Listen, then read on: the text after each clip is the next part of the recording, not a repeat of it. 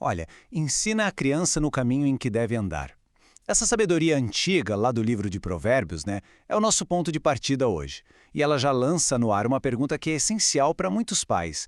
Tá, mas como é que se faz isso na prática? Então, é exatamente sobre isso que a gente vai conversar. Vamos mergulhar em um guia criado justamente para ajudar nisso.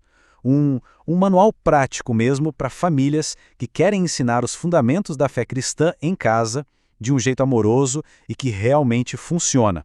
Para entender como esse guia funciona, a gente vai passar por 5 pontos. Primeiro, como plantar as sementes da fé. Depois, qual é a mensagem central sobre Deus e Jesus. Aí, a gente olha para as ferramentas, tipo a Bíblia e a oração. Em seguida, como viver essa fé no dia a dia, em casa e na igreja. E, por fim, como lidar com os desafios do nosso tempo. Vamos lá?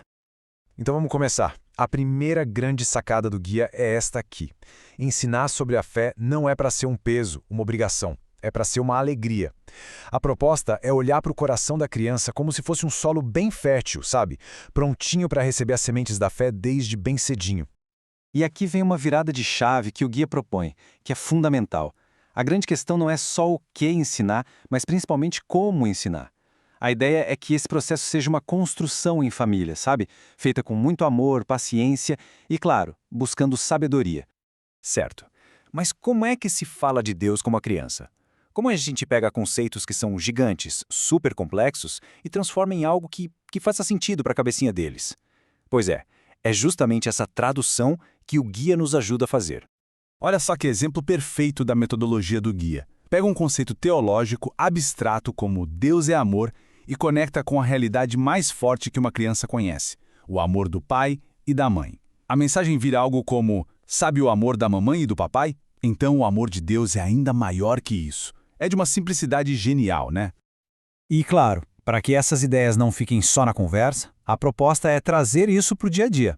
A fé então entra na rotina, mas não como se fosse uma aula, com hora marcada. Não, ela vira parte da vida. É a música que se canta no carro, a história antes de dormir, uma conversa que surge do nada. O aprendizado vira uma coisa orgânica. E para falar de Jesus, o guia sugere uma espécie de jornada em 4 partes. Começa com o nascimento, mostrando que o Natal é sobre ele. Depois, vem o que ele fazia, os milagres, como ele ajudava as pessoas. Em seguida, o mais importante, o amor dele, especialmente pelas crianças. E para fechar, o ponto alto da história, seu sacrifício e ressurreição por nós. Uma coisa vai levando a outra, montando o quadro completo. Ok, então os conceitos principais estão plantados. A pergunta agora é: como a gente rega essa sementinha da fé todo dia? O guia aponta para 2 ferramentas que são, assim, essenciais: a Bíblia e a oração. E quando se fala de Bíblia, a palavra-chave é tornar acessível. Não é para sentar e ler textos super complicados. A ideia é usar Bíblias infantis, cheias de figuras, fazer devocionais em família bem curtinhos. O grande lance é criar uma ponte, sabe? Conectar uma história que aconteceu há milhares de anos com algo que aconteceu na escola hoje. Aí faz sentido para a criança. E sobre a oração, o guia dá um modelo bem simples, quase um passo a passo. Primeiro, agradecer. Obrigado por. Segundo, pedir perdão. Me perdoa por. E terceiro, pedir ajuda. Ajuda o fulano. O foco não é em ter palavras difíceis ou bonitas, mas em ser sincero, em falar com o coração.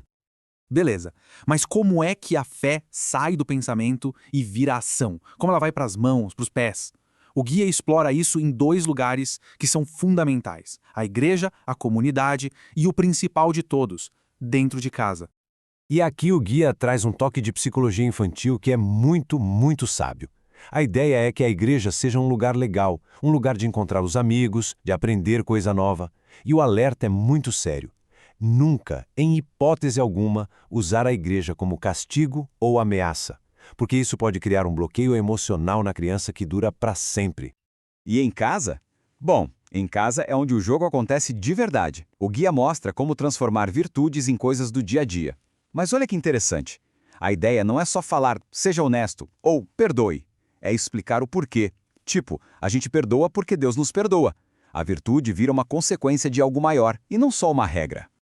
O guia também fala de uma coisa muito importante: ajudar a criança a construir um filtro interno, o que a gente chama de discernimento. Para isso, ele estabelece algumas ideias como pilares, como se fossem a base de tudo. Um exemplo é esse versículo de Atos, que diz que a salvação vem só por meio de Jesus.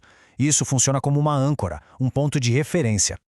E para deixar esse discernimento mais prático, mais fácil de entender, o guia usa um método de comparação.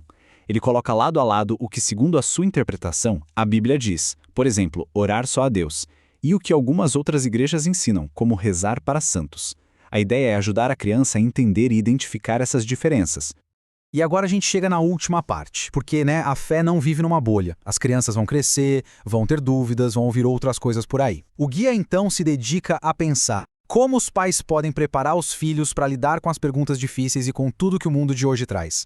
E aí vem ela, a pergunta de $1 milhão que toda criança faz uma hora. Pai, mãe, onde é que Deus mora? É uma pergunta que mistura tudo, Geografia, filosofia, tudo na simplicidade de uma criança. E o guia não foge da raia, encara a pergunta de frente.